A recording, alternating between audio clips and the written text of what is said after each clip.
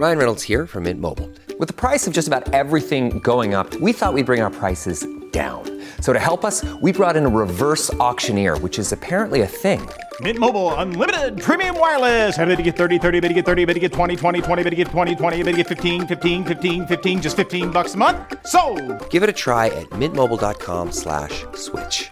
Upfront payment of $45 for 3-month plan, equivalent to $15 per month required. New customer offer for first 3 months only. Speed slow after 35 gigabytes if network's busy. Taxes and fees extra. See mintmobile.com. Get lost in the acoustic brilliance of 3D audio that surrounds you.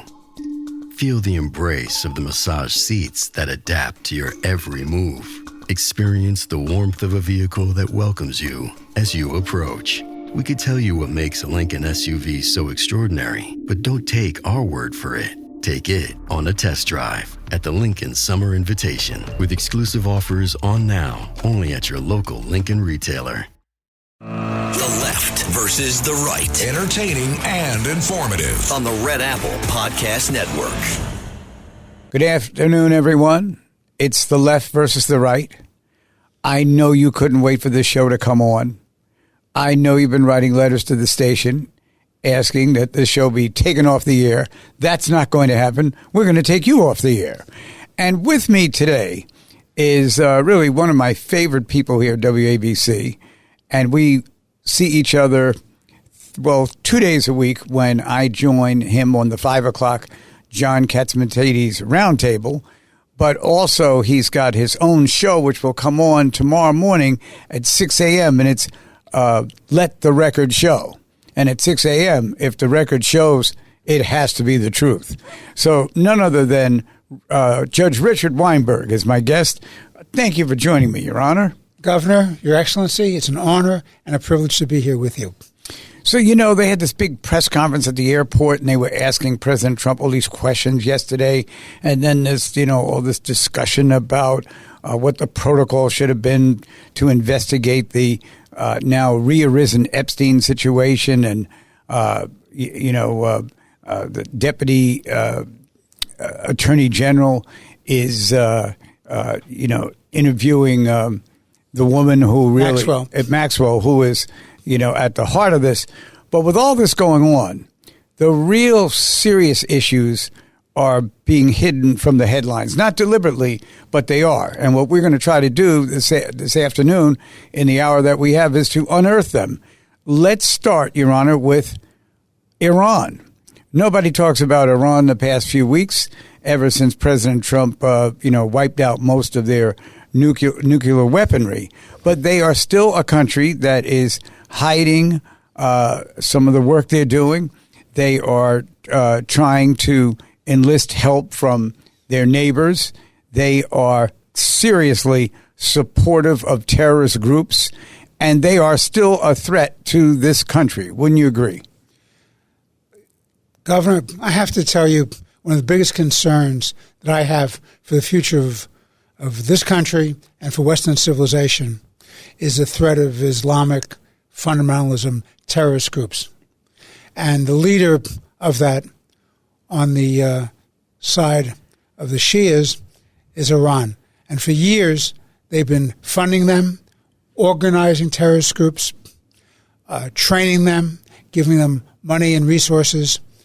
All the problems that you have in the Middle East can be looked as directed by and controlled by Iran, whether you're talking about Hezbollah, whether you're talking about the Houthis, whether you're talking about Hamas. They're an existential threat to the United States of America and to Western civilization. Now, you raise the issue about the bombing recently by the United States and Israel to take out their 3 nuclear sites. And let me, as Richard Nixon would say, let me say this about that.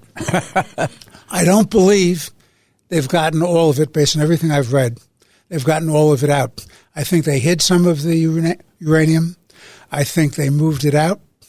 I think that's very, very dangerous, because if they do have it and they do generate a nuclear weapon, all bets are off. A nuclear-armed Iran is a game changer, not just for the Middle East, David, but the entire whole world. Exactly. And it has to be dealt with. And you can't have these congratulations and pat everybody on the back, say what a great job you did. It's over. It's not over. At the time we're talking today, they're already in the process of rearming and moving money and advice and counsel to the terrorist groups again. And they've already had their foreign ministers announced they're never going to give up the nuclear program. So let's not take a victory lap. Let's pay attention to the reality. And clearly they have been found to be working to restore some of the nuclear weaponry that they have. And when the bomb hit, about a month ago, President Trump made a statement that, led us all to believe that we won't have to worry about them for a long time. Now, when a chief executive takes an action such as that, I can understand why they would see it as a supreme action, one that's going to make the world a better place to live for a long time. But I think you're absolutely right.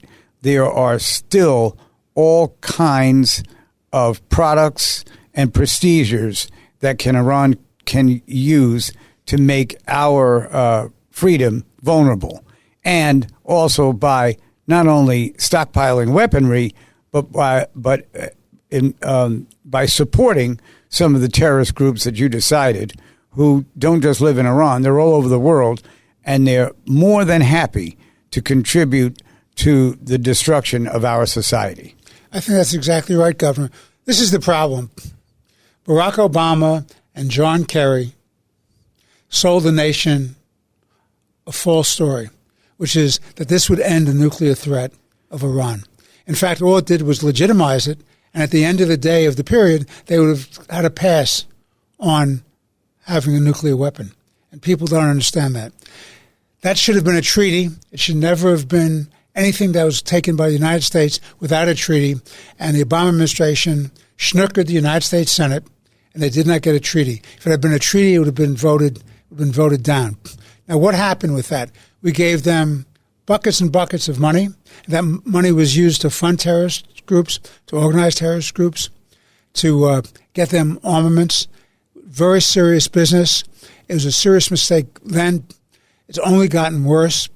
You had people in leadership positions who should have stopped it. For example, Senator Schumer, what they did, and you and I have talked about this. This is the old legislative game. He goes out there and pounds his chest, says, well, I voted against it. Except he was the leader of the Senate, or one of the two leaders of the Senate at the time, and he didn't work against it.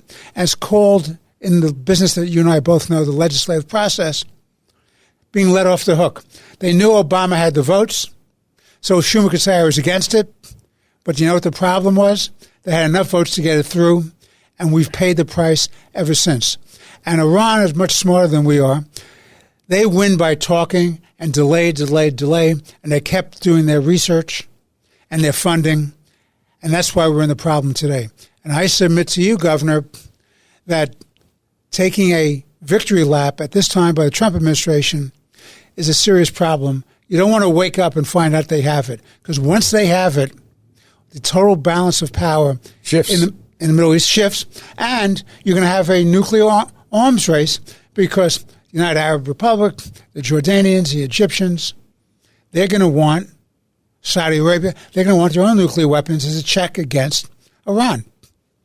I never understood what it was that President Obama thought he was doing in terms of Iran. It was as if every time he had a chance to really make a statement and really act like a president, he would go and take a bag of money and send it to Iran. I don't know what he thought. They don't vote over there. I never got an idea of what he was actually trying to accomplish. And yet he was very smug when he had these press conferences, as if he was just so erudite and informed compared to everyone else. Everybody else was missing the point. Yes, exactly. And really, looking back on it now, because we're looking back on 10 years ago, he was the one that was missing the point. Oh, I think that's exactly right. And he was fed a lot of nonsense. Kerry, who was the Secretary of State, was part of that. And Kerry had brought in a lot of people into the State Department, and there were also people at the Defense Department who are Iran apologists. You have to understand how smart the Iranians have been. They've moved a lot of money into academia, into think tanks, into lobbying groups. They have people who've been carrying their water, carrying their agenda, speaking up for what a great country Iran is, and we should just give them breathing room, and everything's going to be all right. They totally misapprehend that what you're talking about in the immortal phrase and expression of Bernard Lewis, the British historian, this is a conflict of civilizations. If you understand, if you read the political texts as well as some of the religious texts of the fundamental Islamic cults, you understand that they're interested in the establishment of Sharia law worldwide. They do not believe in the right of coexistence between different religions. So while they may first go after the Jewish community in Israel and elsewhere, then the Christians are next, and there's been a lot of persecution of Christians in the Middle East. And then the Buddhists are next, and Hindus are next, and Zoroastrians are next.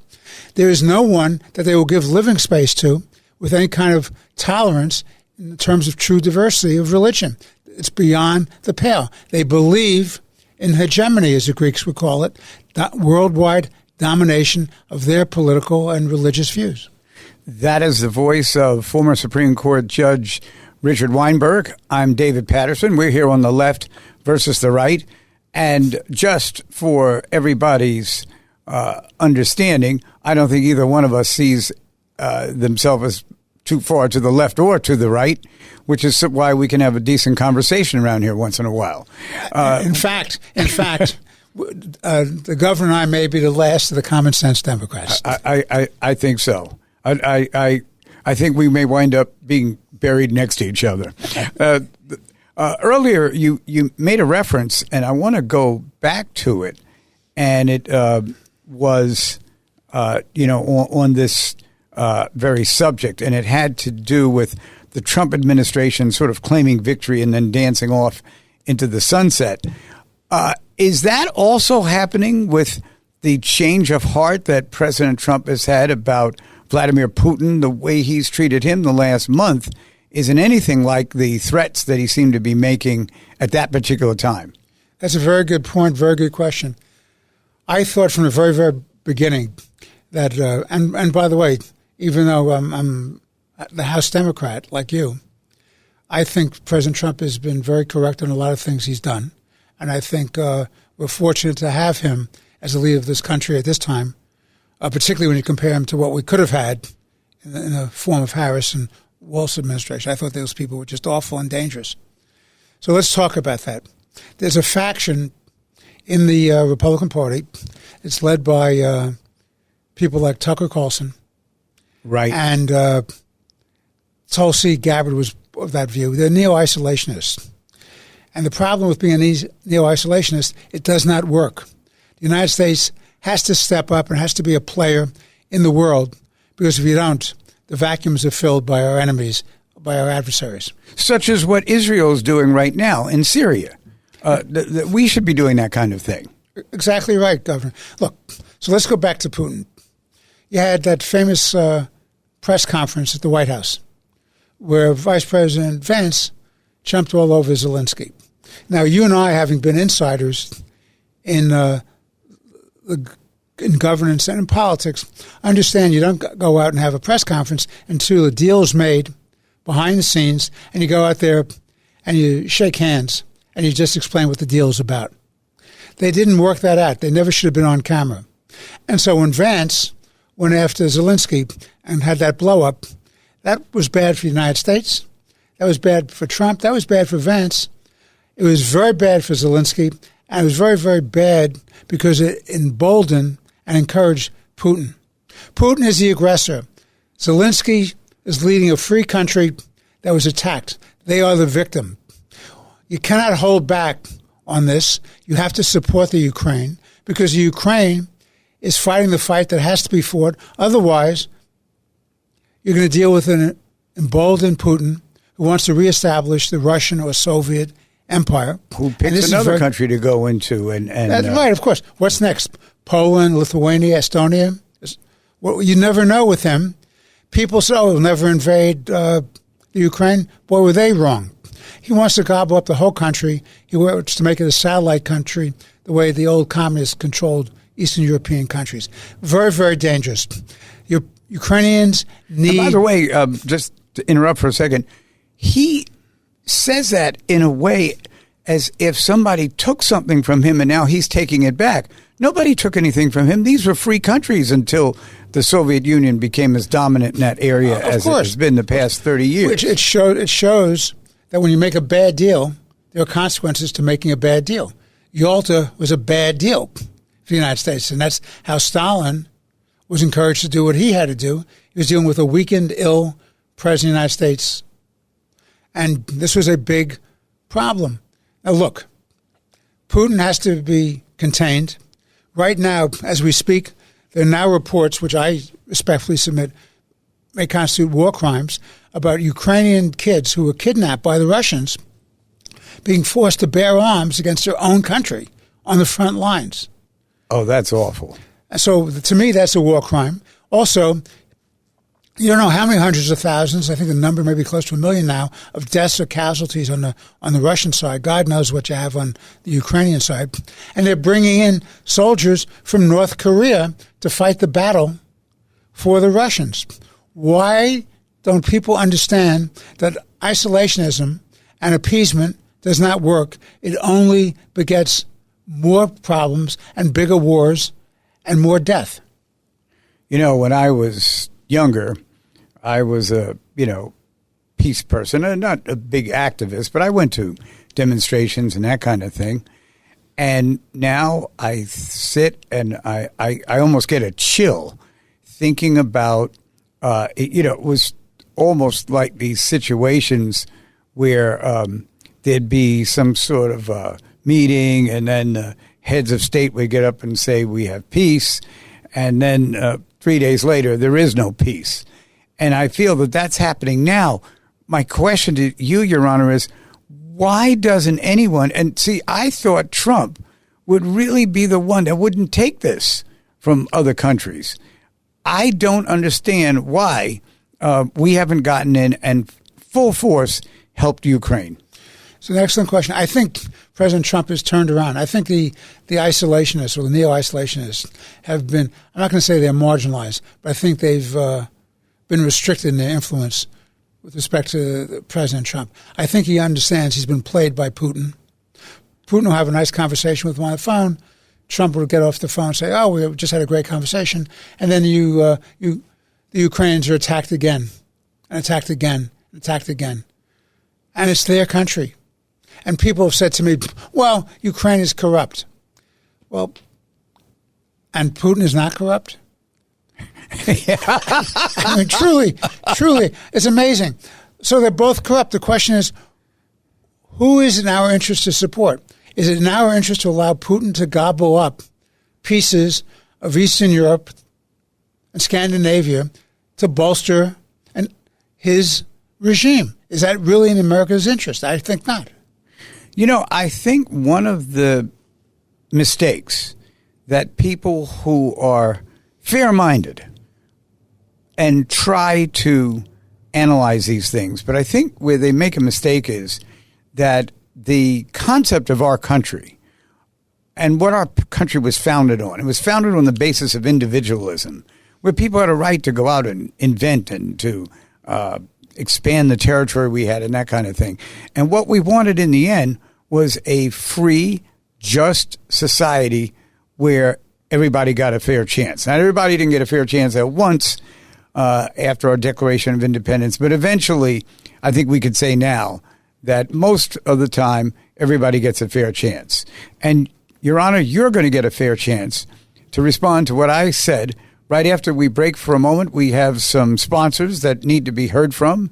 And, of course, if I don't let them get heard from, you'll never hear from me again. So we'll be back on The Left versus the Right after these commercial messages. The Left versus the Right on the Red Apple Podcast Network. This episode is brought to you by LifeLock. Between two-factor authentication, strong passwords, and a VPN, you try to be in control of how your info is protected.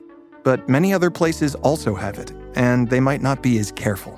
That's why LifeLock monitors hundreds of millions of data points a second for threats. If your identity is stolen, they'll fix it, guaranteed, or your money back. Save up to 40% your first year. Visit LifeLock.com/podcast for 40% off. Terms apply. Leading a business today means constantly adapting. On the Executive Insights podcast, brought to you by AWS, global leaders share how they're making tough calls, testing bold ideas, and putting innovation into practice, generative AI included. If you're looking for real stories behind what's working, this is it. Subscribe to the Executive Insights podcast today, available now on all major podcast platforms. Parents of tweens, if you're familiar with far-off drop-offs... Dad, stop, right here. Or get DMs about what's for dinner, you may be experiencing tween milestones. For your son or daughter, these can start at age 9. HPV vaccination, a type of cancer prevention against certain HPV-related cancers, can start then too. For most, HPV clears on its own. But for those who don't clear the virus, it can cause certain cancers later in life. Embrace this phase. Help protect them in the next. Ask their doctor today about HPV vaccination. Brought to you by Merck. Mic check. 1, 2. Are we recording? Hi, I'm Michelle Bernstein, an award-winning chef, restaurateur, and mom. I have a lot on my plate, including my psoriatic arthritis symptoms. That's why I was prescribed Cosentyx. It helps me move better. Cosentyx secukinumab is prescribed for people 2 years of age and older with active psoriatic arthritis. Don't use if you're allergic to Cosentyx. Before starting, get checked for tuberculosis. An increased risk of infections and lowered ability to fight them may occur, like tuberculosis or other serious bacterial, fungal, or viral infections. Some were fatal. Tell your doctor if you have an infection or symptoms like fevers, sweats, chills, muscle aches, or cough, had a vaccine or plan to, or if inflammatory bowel disease symptoms develop or worsen. Serious allergic reactions and severe eczema-like skin reactions may occur.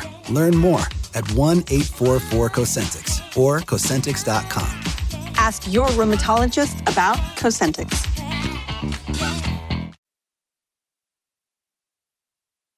The left versus the right. Entertaining and informative. On the Red Apple Podcast Network. We're back on the left versus the right. Today, the left is coinciding with the right. We are teaming up here, even though neither one of us is really on the left or the right, to try to answer some of the issues that come up on these talk shows where there's this virulent conversation and sometimes argument. And what we are really trying to do is set the issues up so that people can really come to a reasonable point of view and conclusion. My guest is Judge Richard Weinberg, served on the Supreme Court, was the consigliere to Peter Vallone, the former Speaker of the New York City Council, and other than that, is just a decent guy. And he's here with me, and when we left, we were talking about just in what sense we're moving forward. Well, Governor, you raised a very good question about the nature of the founding of the Republic and what it's dedicated to. First of all, let's get our terms clarified. This is not a democracy that keeps talking about democracy. No, this is actually a constitutional republic, which means representative government. Right. So it's not the old traditional New England or going back to the Greeks. Everybody in the town or the city-state would get there and have their say and then have a vote. We believe in representative government. We're a constitutional system. It's a constitutional system, Governor, as you well know, which is with 3 branches of government. There's the executive, who carries out the laws, the legislative branch, which makes the laws, and judicial branch, which interprets the laws. And one of the big problems we have today, I respectfully submit, is our educational system has failed. And one of the reasons you have these kids demonstrating on college campuses who are mouthing platitudes that have no understanding what they're talking about is they don't understand basic constitutional principles, basic civics. They know very little about history or economics or political science. They need a reality check. And the danger we're facing today is no one understands the significance, except people of our age, unfortunately, of how precarious the system is. We've lasted almost 250 years. We're the longest lasting constitutional republic in history. But as Benjamin Franklin said, it's a republic. It's a republic as long as you can keep it. You can keep it. That's what he said to the lady who asked him what they were doing at the Constitutional Congress. And he's right. He was right. You have to fight it and to keep it, and you have to respect it, and you can't try to change the rules of the game just because your political side doesn't win. There was a book by a professor at Columbia, where you're a distinguished alumnus. So funny, I was about to tell you something about Columbia, but please proceed. Well, by Daniel Bell, a sociologist. Oh, and the name of the book was called The End of Ideology. And I remember reading that book, David, back when I was in college. And it was very well written, it was very interesting, and it was dead wrong. Never in my lifetime I've seen more ideological division than we have today in the United States of America. We really are. The name of the show is Left versus Right. And you and I are this common sense centrists who try to have a reasoned conversation and put the issues on in a forthright manner. This is not about having narratives or rhetorical flourishes. It's trying to have an important conversation about important truths. Democracy is not here. A constitutional republic is here, and it's a worthy exercise that must be protected and defended every day. So when you have a Democratic Party, our party, where they make threats about packing the Supreme Court of the United States because they don't get the answers they want from an independent judiciary, that's a problem. When you have U.S. District Court judges who go out and try to block legitimate exercises by the administration of executive authority, that's a problem. When you have cities and states declaring themselves as sanctuary cities and states and ignore the Supremacy Clause of the United States, which it's almost like secession from the government. Of course, that's exactly what it is. And it didn't work out well way back when in the 19th century, and it shouldn't work out well now. Right. And this is very dangerous. The fact of the matter is there's no such thing as a sanctuary city. There's no such thing as a sanctuary state. Immigration laws have to be enforced. If you don't have borders, you don't have a country. You cannot pack the population with people who have no right to be here. Coming over the border, Governor, as you know, without permission or authority is an illegal act. It's a crime. They should not be here, and they should be out of our country. They should get online like everybody else got online and do it the right way. I just have to tell you this anecdote, Your Honor. I had a friend, he's still my friend, he lives in Florida, and he was riding around on his boat. He's very wealthy and, his big property and the whole thing. Riding around on this boat, and this is like 15, 20 years ago, and he sees these people, and they wave to him. I don't know why I'm waving my hand. No one can see it. I see it. So they wave to him. He waves back. He decides he's going to go and visit them. Well, the place where they live is called Cuba. So he goes to Cuba on his boat, and the government finds out about it, and he has all these legal problems after that. And it's like he can't get through his head that there is a border between ourselves and Cuba, and particularly what's enforced about it is not letting any types of activity or drugs or anything to come in. And he just went right ahead blissfully and thought he was going to have a, picnic with the Cubans or something. But I think this is something we all need to really focus on at this particular time, is that if you can't agree to certain rules, then you really can't have a society that works. So if there is, there can't be a situation where every time something goes wrong, people get up and they start protesting and getting all upset. And at the same time, they may not realize that none of those rules were broken. Now, I started at Columbia University in 1971, and it was 2 or 3 years after the student riots at Columbia University. And what was so interesting about that era, and some of them were still around when I got there, was how educated the protesters were. I mean, these were people that read serious books you wouldn't even like, books by Karl Marx and that kind of thing. And yet, when it came to the confrontation between the students and the faculty and even the administration, the students had held their own because as much as they may have been angry about how different activities were being processed in our country at that time, they took the time to educate themselves so that they could be contenders or adversaries of either the government or the school. And it was kind of an inspiration to me, because I realized that, whenever I get out of the school, I'm going to, want to use what I had the time to learn here to my advantage. And had I not observed that, I wouldn't have done that. And that's what I commend to a lot of these students now. They don't know anything. Even the ones at Columbia, they have no idea what's going on. And the president of Columbia, because remember, this is the second year of the protests. The first year, I tried to tell her, you've got to take some action here. You've got to protect the people that go to school here that aren't engaging in this type of, blocking the exits and the entrances and yelling at people because you don't agree with them and that kind of thing. And she wouldn't do it. And eventually they got rid of her. And now I think actually Columbia struck a pretty good deal with the federal government, because after they make the payment that they make, there may be a few changes to the curriculum, but it may actually wind up being a process that inures to the benefit of the students that go there now, and not, what was going on just the past 2 years. The purpose of education is to teach you how to think and to analyze, and to have intelligent discussions about public policy and go point, counterpoint.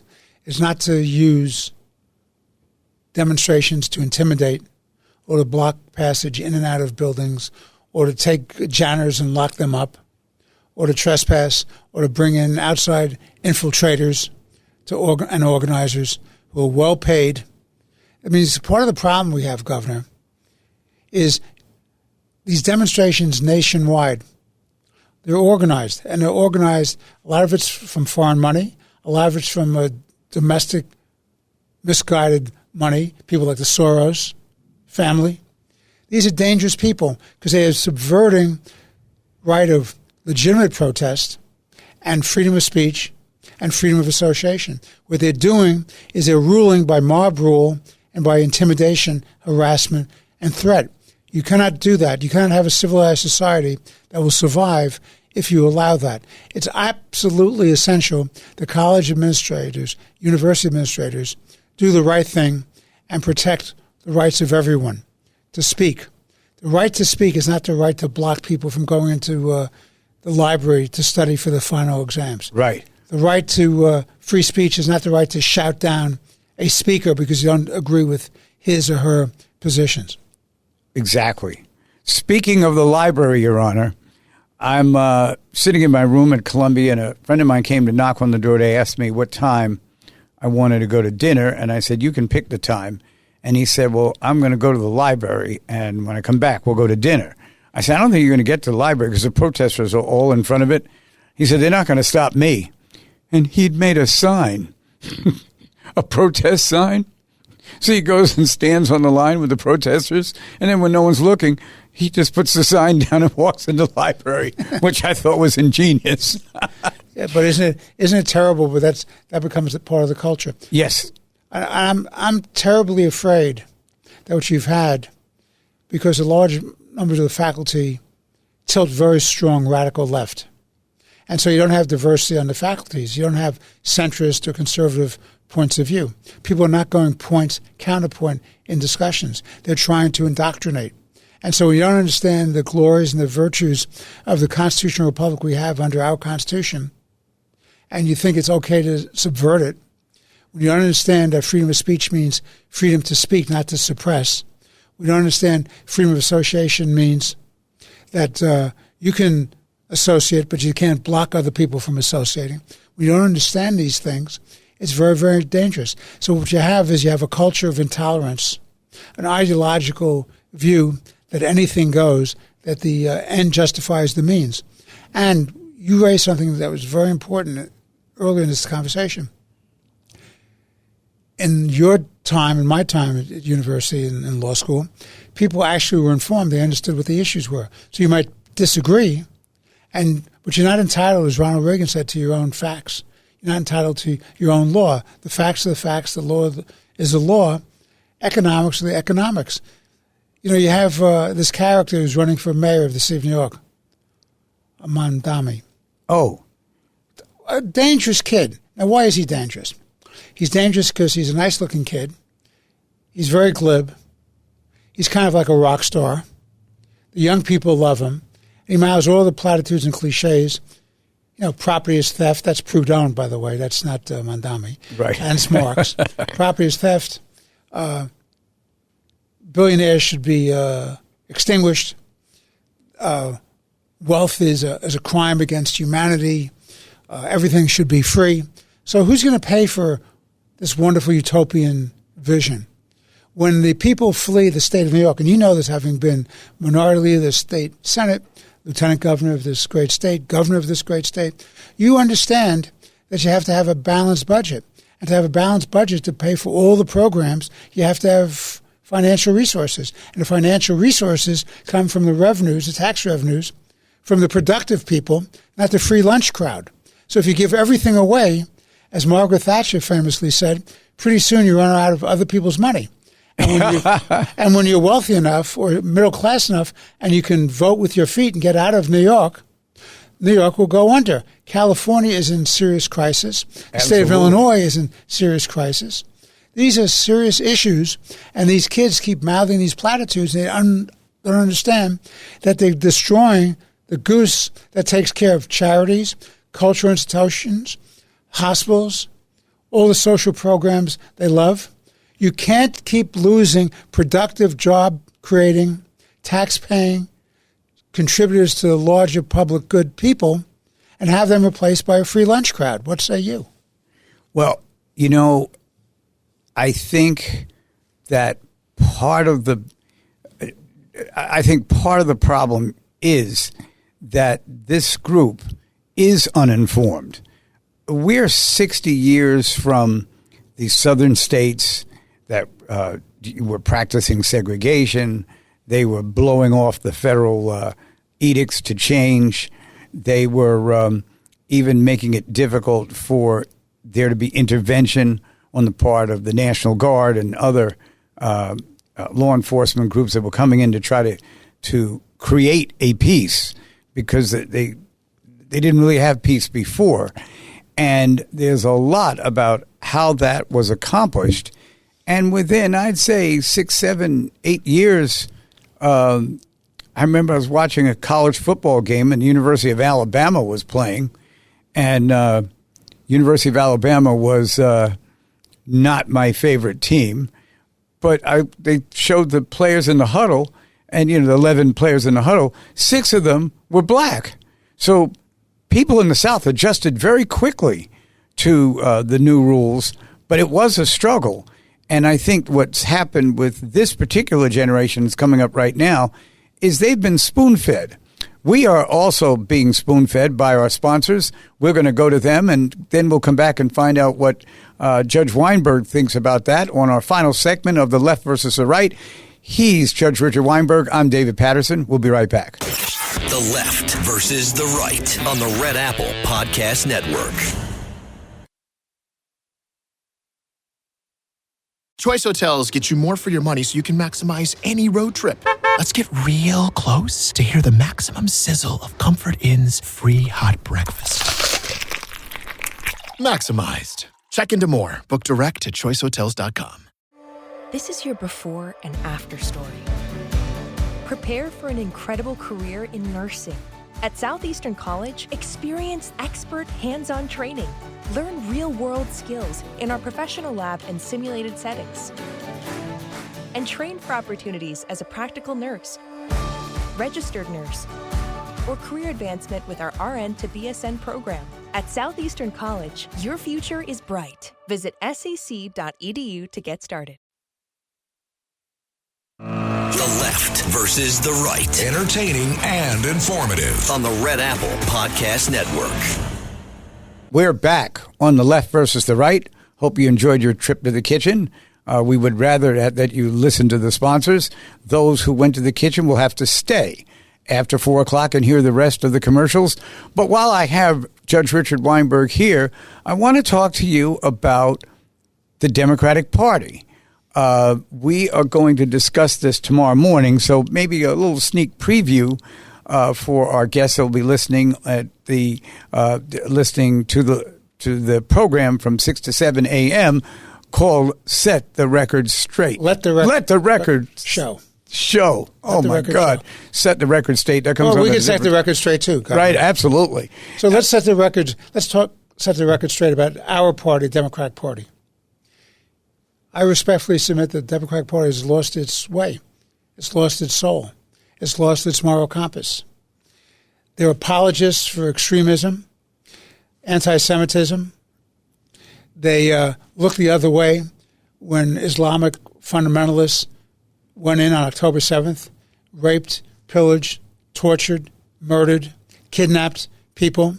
And then within hours, they had their demonstrators, their paid, organized demonstrators with the same T-shirts, the same hats, the same signs all across the country demonstrating for an immediate ceasefire.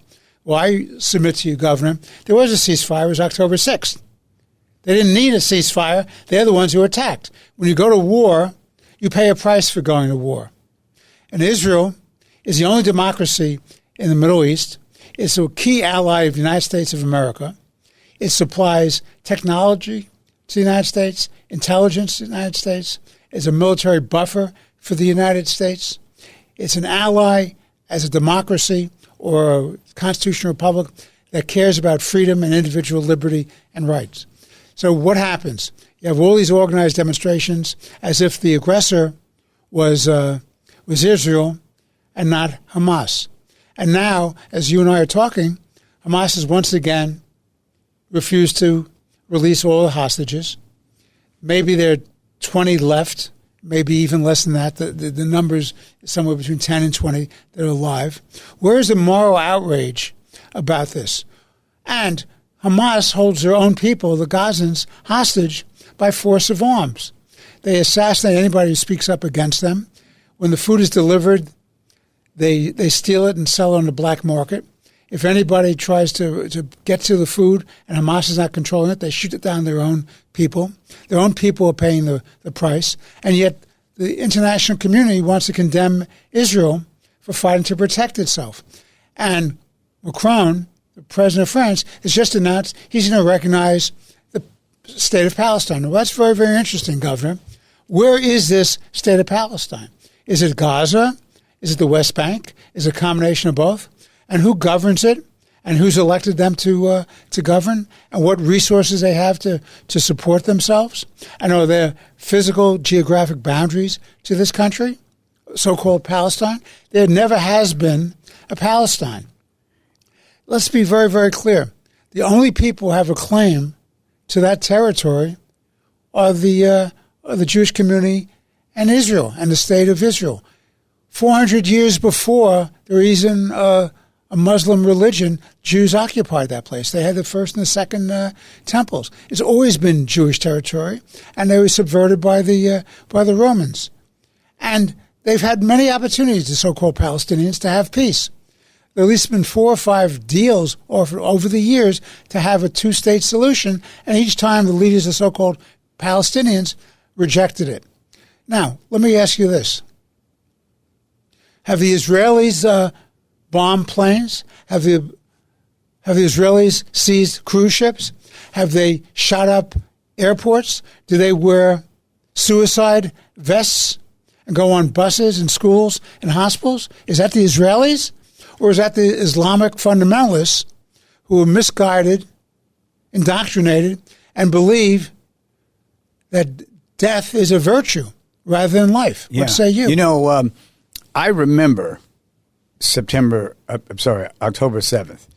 And as I remember that day, there was a wedding that we were supposed to attend, and we didn't attend it because of some misunderstandings. And that day and that night and the next day, you just kept hearing what a horrible thing this was. By Sunday night, there were people speaking to the contrary. Oh, they did this and they did that. They deserve that. Well, what did they do that deserved that kind of attack? Killing children, taking hostages, starving hostages, completely disrupting a group of people that living in peace and trying to hope that their neighbors would live in peace. But the more time went on, the more emboldened that counter argument became, to the point where you started to think that it actually made any sense. They've normalized terrorism. Exactly. And that's where I think in this country we have made a real big mistake by thinking that you can negotiate with people whose, as you just said a few minutes ago, whose whole existence is about ruling other people. They won't be happy until they control everything. Now, the funny thing is that if they ever got their way, half of them would be controlled by the half that's on top. And so it's never a system that's ever worked.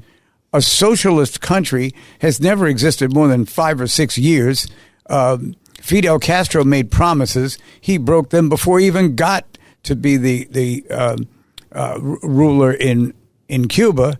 It's happened in a number of places, and I just wonder how people sleep when they embrace these counter arguments justifying the actions that have been taken against Israel and anybody that wanted to help Israel. And I just come to the conclusion that we have some people in our society who embrace hate. They'd rather hate than get along with each other.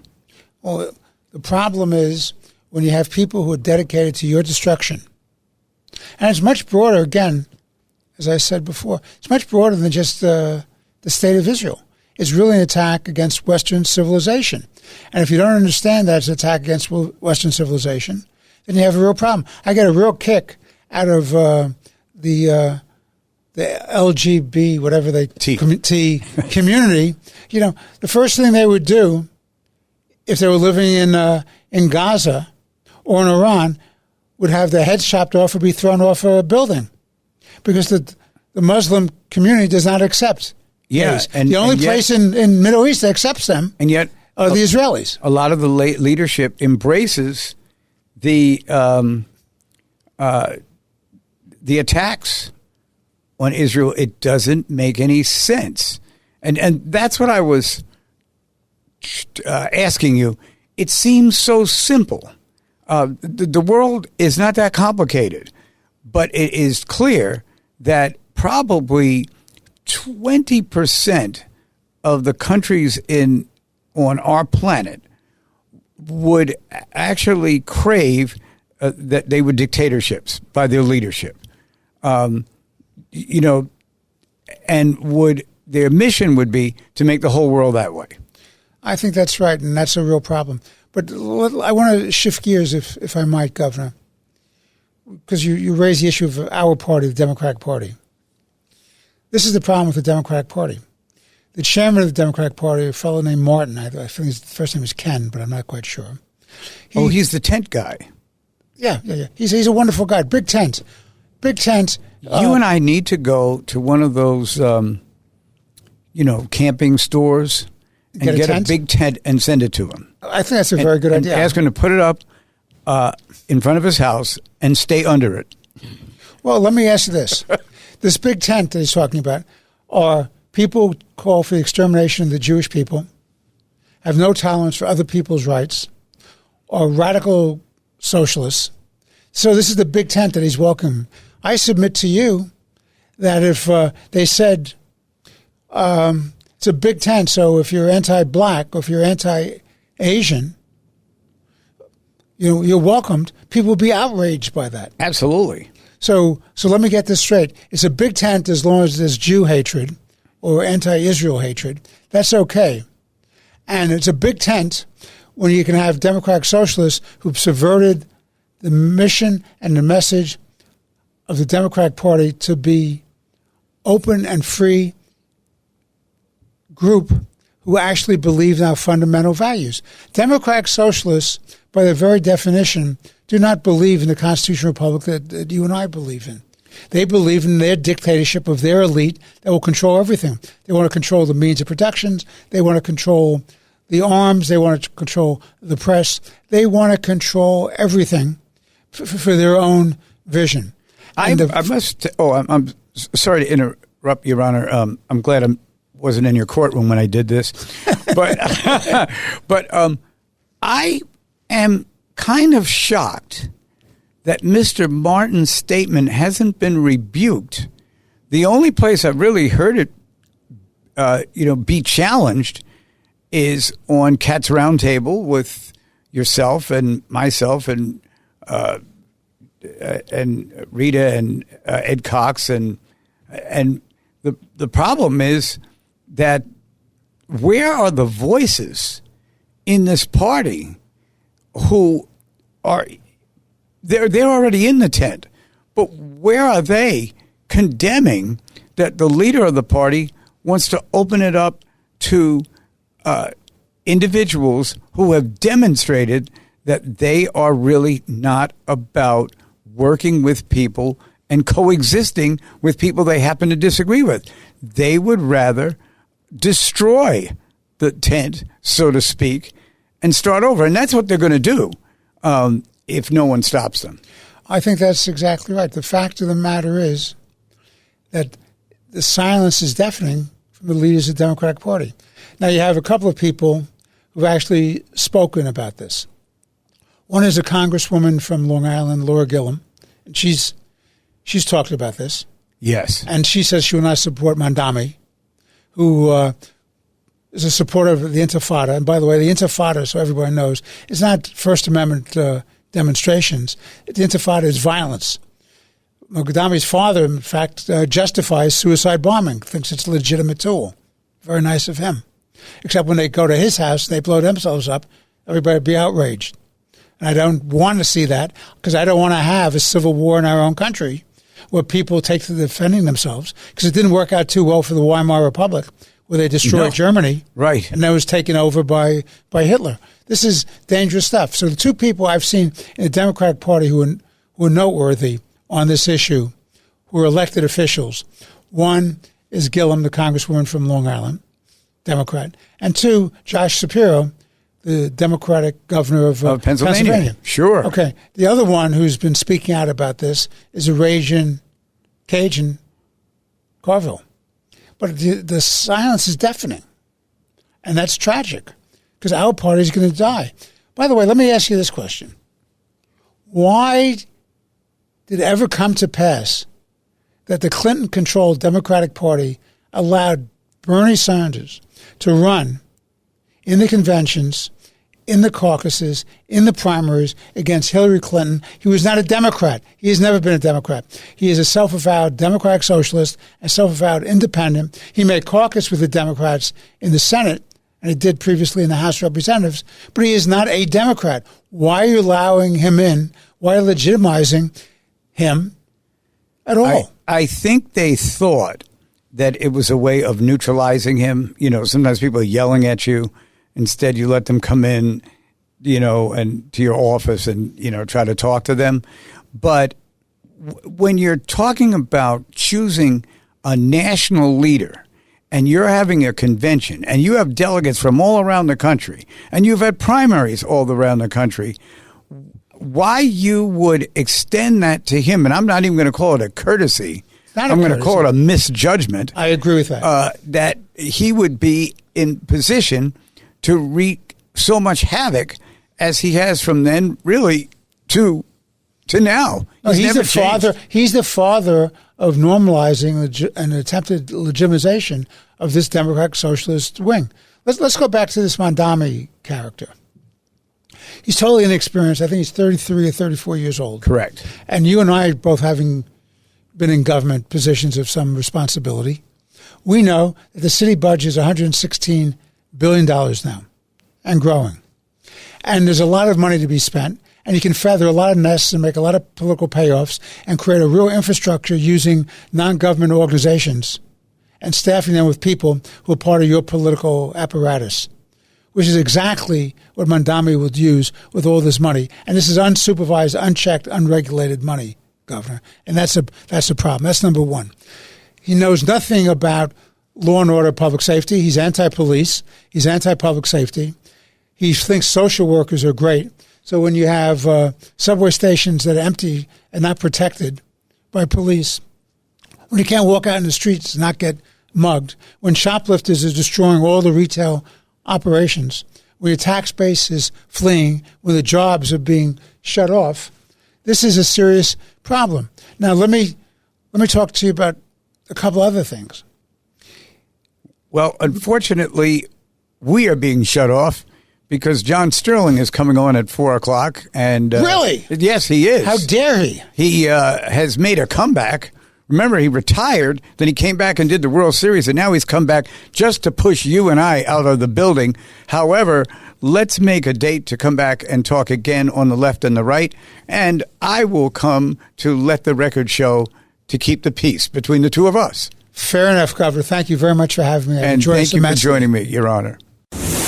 Thanks for listening to The Left versus the Right. You can hear The Left versus the Right Saturday afternoons at 4. If you like the podcast, share it with your friends and listen anytime at WABCRadio.com and download the WABC Radio app. Hit that subscribe button on all major podcast platforms. Plus, follow WABC on social on Instagram, TikTok, Facebook, and X. See you next time for a new episode so you never have to wonder. What the heck is going on here?